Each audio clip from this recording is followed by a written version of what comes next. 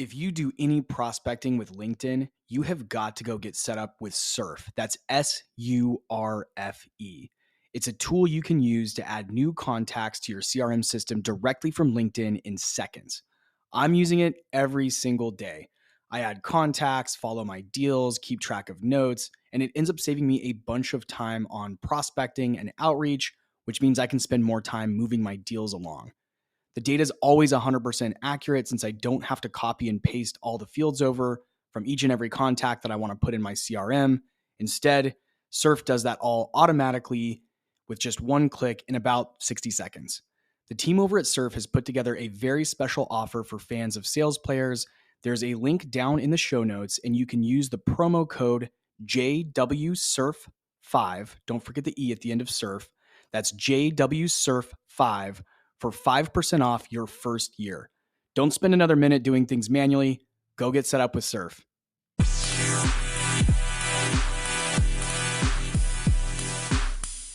Hey everyone, welcome to part 3 of Accelerating Your SaaS Selling Results and Career in 2022. This is a mini-series within the podcast, all on the topic of how to set yourself up for success next year, both in terms of your selling results as well as your career goals. And this is, again, part 3. So part 1 focused on record earnings, earning as much as you possibly can in this business and breaking your own personal records. Don't compare yourself to other people, but only focus on doing better than you did last year is sort of my approach to that. And I break down some ideas in that part 1 on how to get there. Part 2 actually covered those out there who are listening who are not currently in SaaS sales, but want to transition into SaaS sales from another industry. So I shared what I would do if I were starting over again today, knowing what I know about the industry and about how to land opportunities in the industry, more or less the exact approach I would take to break back into SaaS sales. Today, I'm going to focus on something that might sound a little bit more broad, and I'm going to have to just try to throw out a bunch of ideas. But essentially, I wanted to say, wanted to share some ideas around career management and, owning your career path and getting yourself from point A to point B in your SaaS journey, right? So I know many of you out there are listening, and it may be your first year in SaaS sales. Maybe you're an SDR or a BDR. Maybe you're at a big company. Maybe you're at a startup. But maybe you're an account executive and you're looking to break into the management suite and you want to manage a team of sellers or a team of SDRs. Maybe you want to get out of sales completely and you want to transition from SaaS sales into, SaaS marketing or SaaS customer service or success or, some other form of operational leadership or enablement or revenue operations or something along those lines. So I'm just going to kind of, again, spitball here. Once again, pretty wired up today with lots of caffeine and post-workout here. So pardon the word salad and the speed in which I'm sharing these ideas. But I want to just try to put these out here. Regardless of where you are in your SaaS journey, I want you to find something that you can take away from this episode that will help put you on the path to success in the industry.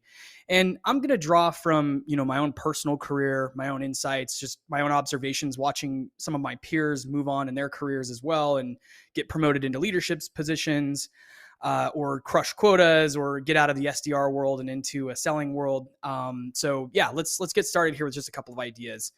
So one of my biggest pieces of advice for anyone out there, and this is something that I put into practice myself, and you have to be careful because it can be a little bit of a two-edged sword or a double-edged sword.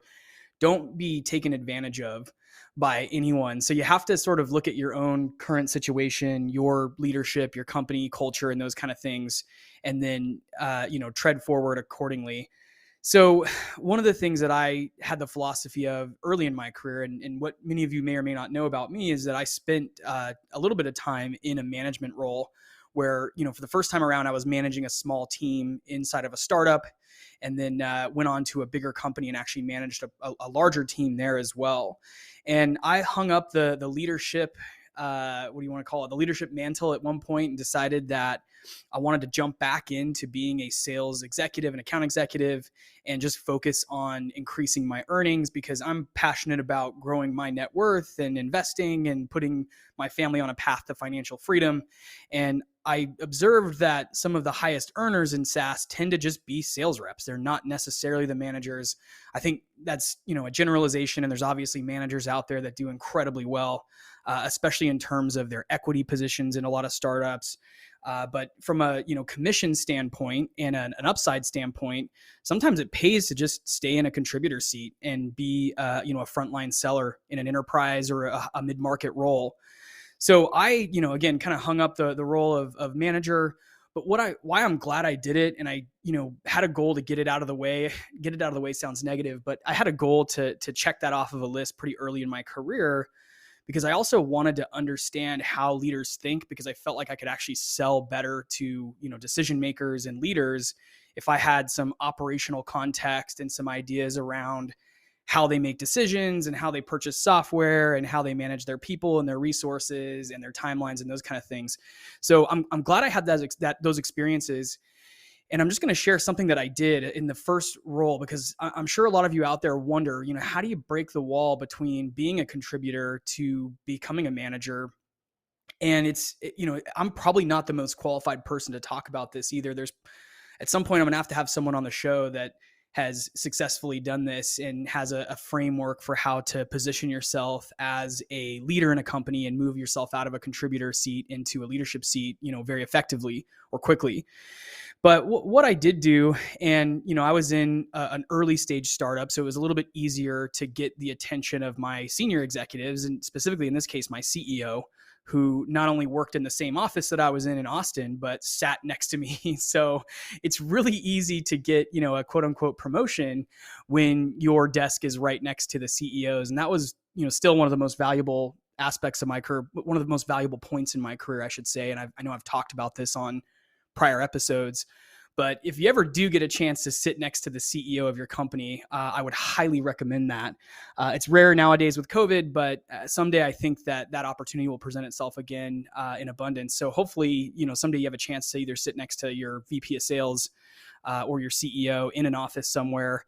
It's a strange world we live in where that's, not the norm anymore for an early startup. But anyhow, I basically just sort of started doing the job of leader.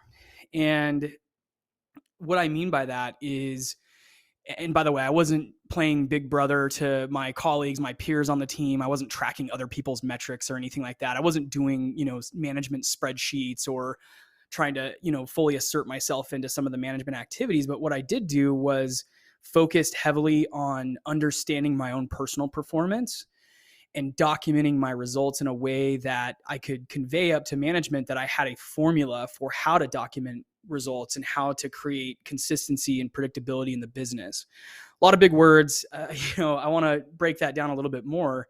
So what I started doing in that role is just started keeping really good notes.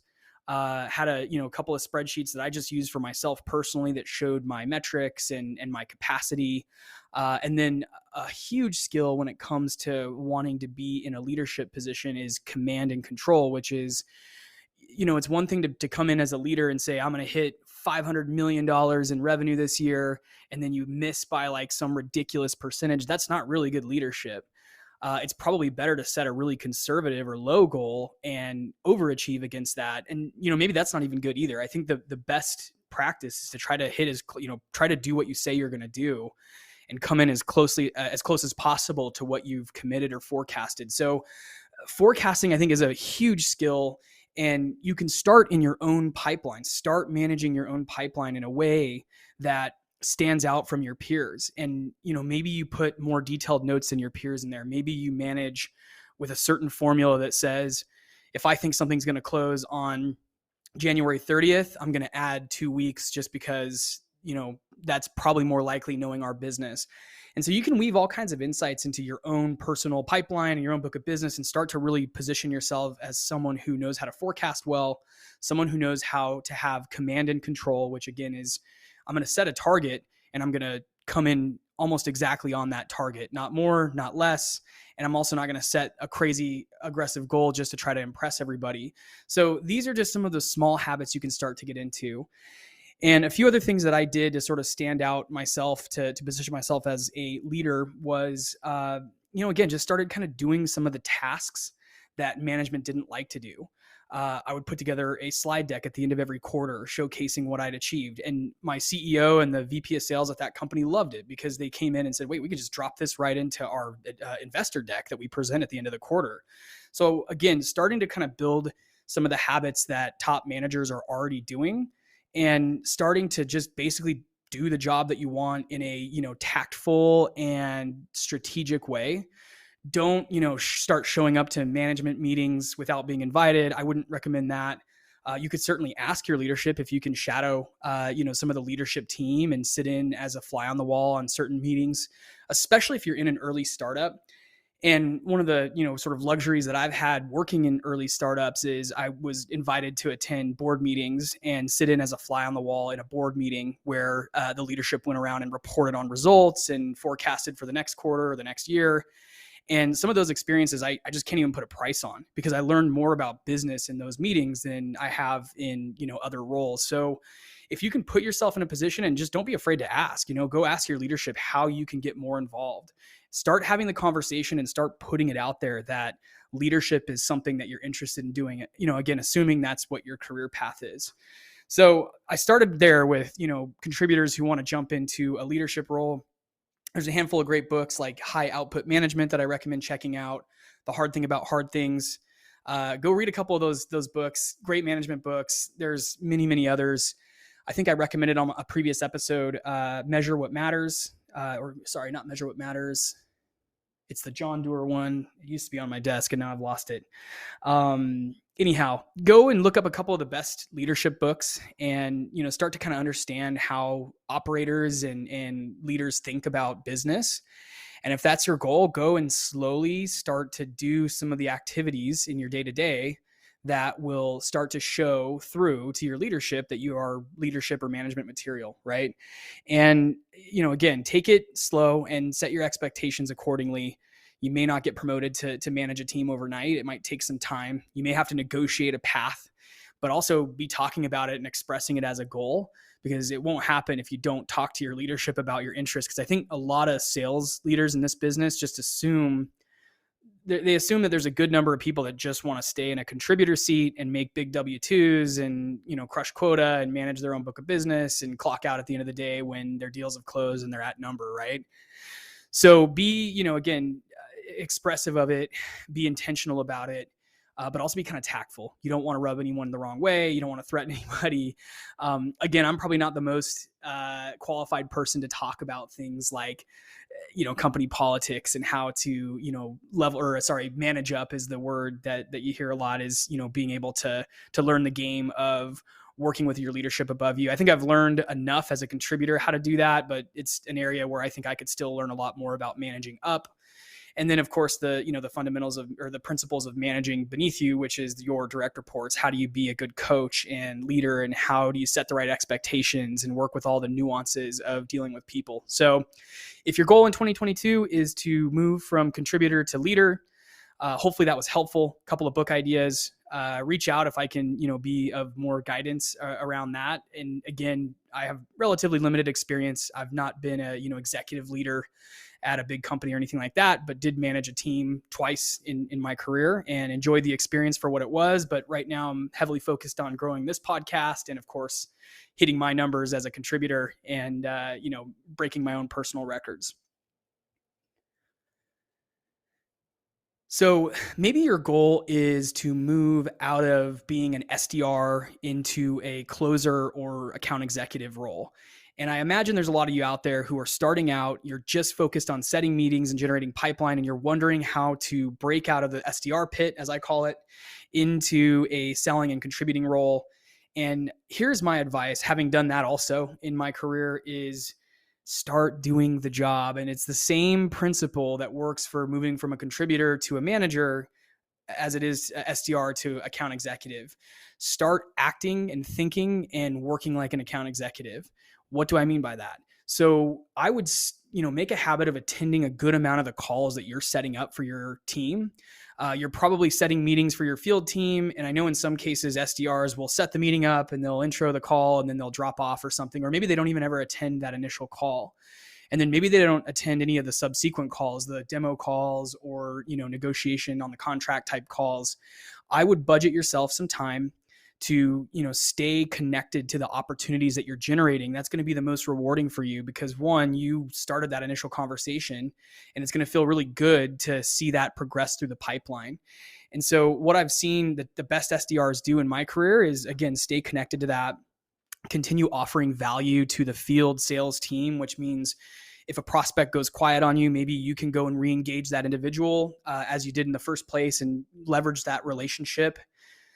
I would, definitely connect with everybody you set meetings with on LinkedIn and try to nurture actual business relationships from that. You're in a, great spot because you can really build your network and your, quote unquote Rolodex out by focusing on building a footprint of people that you've set meetings with and generated pipeline around, excuse me. So I would, again, just think like an AE, start to, think about forecasting your own results. A lot of SDRs don't think to do this. How can I forecast? Like if I set 4 meetings last month, how can I aim for 8 this month? Right. And, I know June might be slow. So I'm going to, again, command and control. I'm going to level set and create expectations that are reasonable. And I'm going to come in as close as I can to the number that I say I'm going to hit. So how do you forecast your year in terms of meeting set? And then you can kind of work backwards. How many calls do I need to make in order to get that number of meetings? How many emails do I need to send to get that number of meetings? So there's all kinds of things you can do to start basically pretending, I shouldn't say pretending, but basically putting yourself into the AE role before you actually have the title. And all of these things are sort of putting it out there. And, it's difficult because sometimes it can feel like the work that you're doing or the effort that you're putting in doesn't get recognized. But I promise that leadership notices who on the team is acting like the person in the next role, right?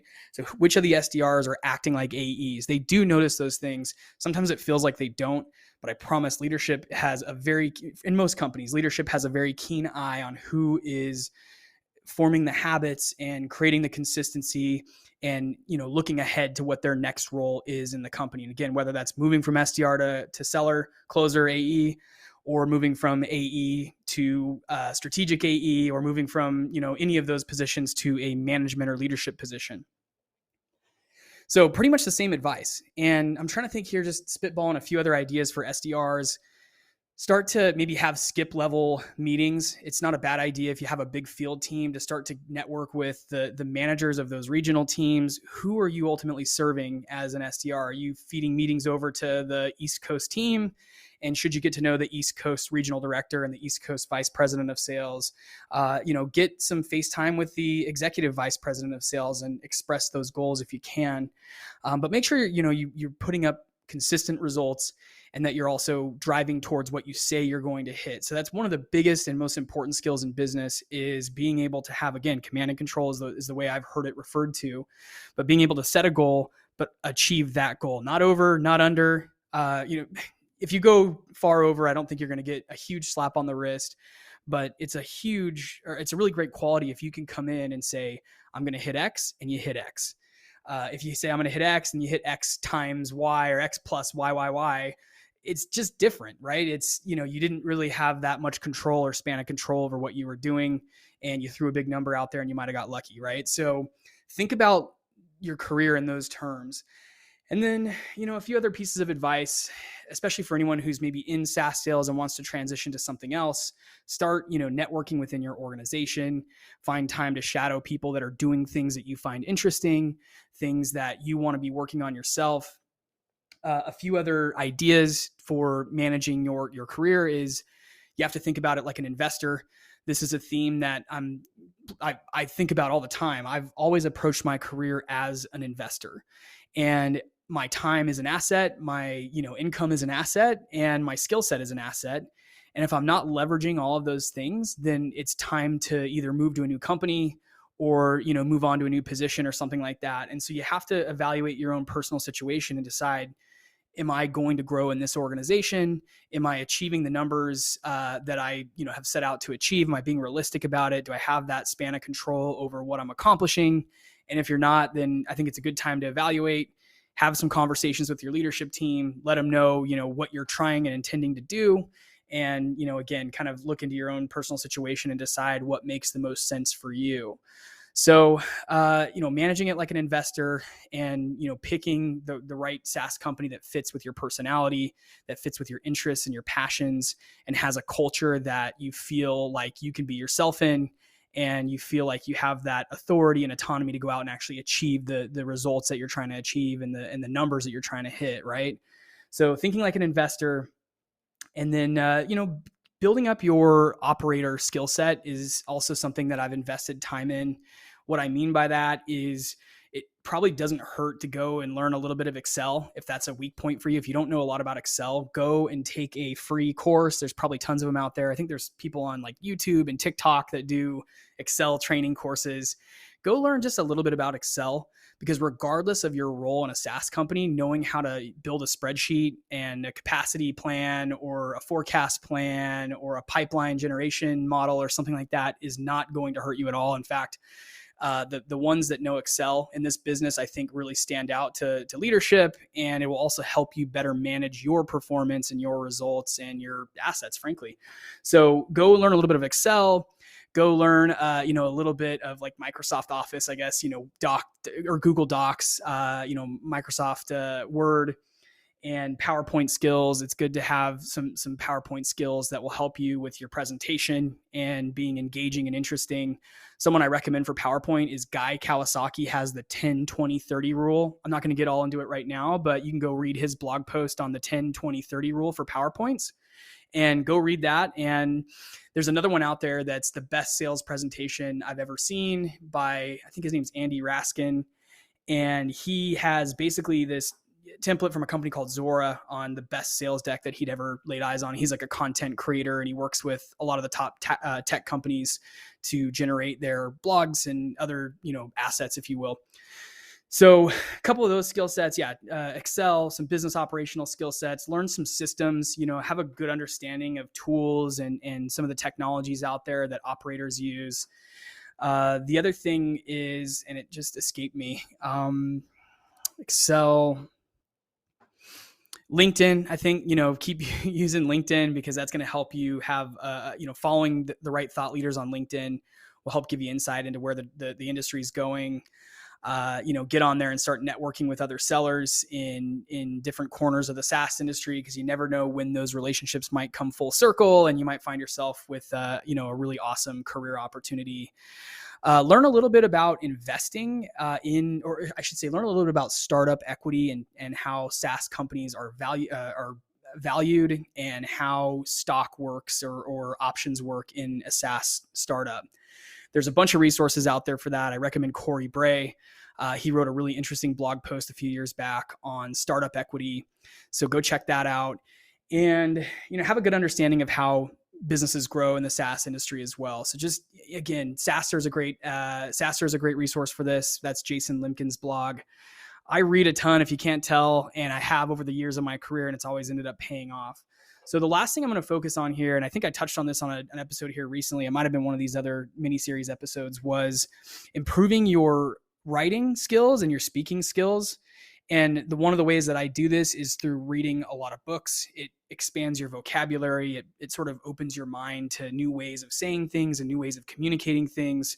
Another way that I've honed in this skill, because I wanted to improve the way that I enunciate and speak, I've started this podcast as a way to sort of eliminate some of my verbal fillers that I had and speak more clearly and concisely about things. It doesn't always come out that way, especially if I've had too much caffeine, but it's very much helped over the years that I've been doing the show now. I should say year that I've been doing the show now. It's helped me speak a little more clearly, slow down a little bit more generally, and, communicate concepts in a way that people can understand.